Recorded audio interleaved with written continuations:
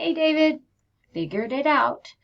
If you want to do a fill in the blank, click the plus, identify fill in the blank. Here's what it looks like. This question title is just for you. Kids don't see it. It's just an identifier. If you want to give it like number 1,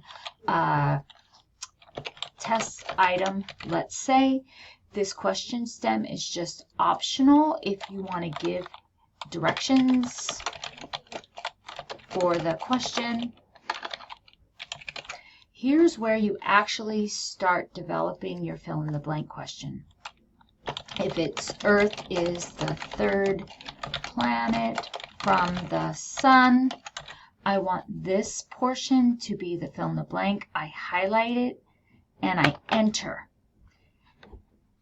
And it opens up these options at the bottom. You have a couple different options from this drop down. It could be an open entry in which you would select one of these for your fill in the blank, or you could select a drop down where you would identify all the different correct answers. That looks very similar to classic quizzes, or even the word bank is very similar to classic quizzes. There's additional options here. Show on screen calculator if you need for this particular question. Assign the point value and click done. All right, hope this helps. Give me a call back if you have any other questions.